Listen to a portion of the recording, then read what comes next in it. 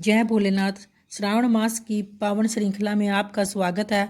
तो आइए प्रारंभ करते हैं श्रावण मास के महात्म्य के छठे अध्याय की सोमवार व्रत कथा।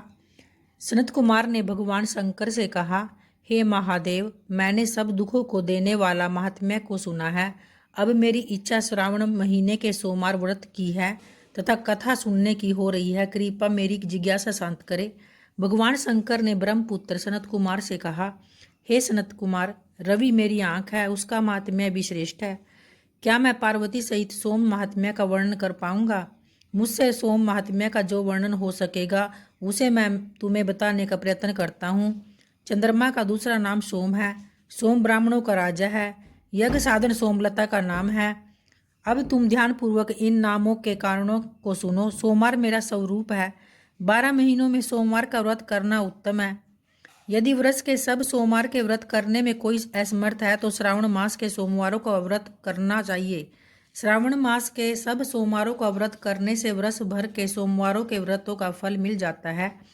श्रावण मास के सब सोमवारों का व्रत करने का संकल्प करके प्रति सोमवार की शाम को भगवान सदाशिव महादेव का अर्चन करे, षोडशोपचार से पूजन करे और एकाग्र मन से कथा सुने। मैं तुम्हें सोमवार व्रत की विधि बताता हूँ, ध्यान लगाकर सुनो।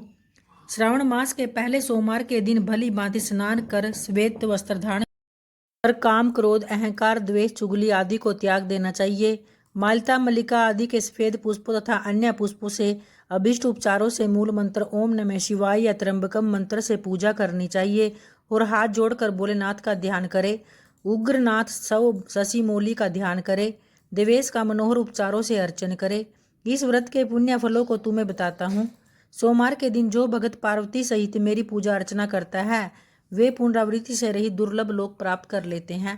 इस महीने के नक्त व्रत के पुण्य को संक्षेप मात्र से मैं तुम्हें कहता हूँ।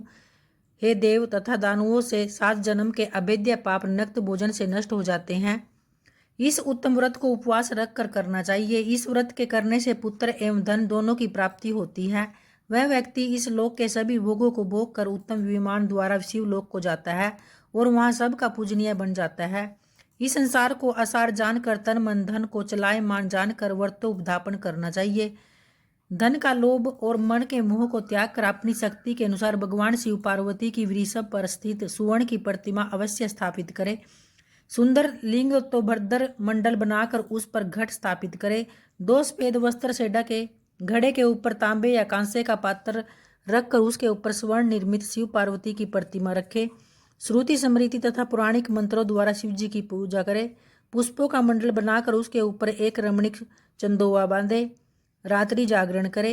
अपने गृह सूत्र विधान द्वारा बुद्धिमान को अग्नि की स्थापना करनी चाहिए और 108 आहुतियां अवश्य दे। घी, तिल तथा बेलपत्र आदि द्वारा ओम नमः शिवाय मंत्र से हवन करना चाहिए। इसके बाद आचार्य का पूजन अर्चन कर दक्षिणा में गो देनी चाहिए। 11 ब्राह्मणों को भोजन कराकर उनको कांसे के घड़े देने चाहिए।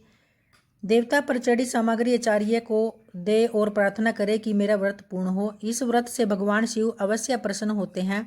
आदर पूर्वक हाथ जोड़कर पहले ब्राह्मणों को फिर आचार्य को विदा करे। इसके बाद बंधु बांधवों सहित भोजन करे और विधि विधान से इस व्रत को करता रहे। उसकी सारी इच्छाएं अवश्य पूर्ण होती हैं। अंत में वह उत्तम विमान में बैठकर शिवलोक को जाता है जहां उसे आदर सम्मान प्राप्त होता है। सबसे पहले सोमवार व्रत को भगवान वासुदेव ने किया था। सोमवार व्रत के महात्म्य को जो प्राणी सुनेगा वह भी इस व्रत के फल का भागी होगा। तो इस प्रकार श्री स्कंद पुराण के अंतर्गत ईश्वर सनत कुमार संवाद में श्रावण मास महात्म्य में सोमवार व्रत कथन नामक छठा अध्याय पूर्ण हुआ। जय भोलेनाथ। अगर वीडियो पसंद आई हो तो लाइक व सब्सक्राइब अवश्य करें। धन्यवाद।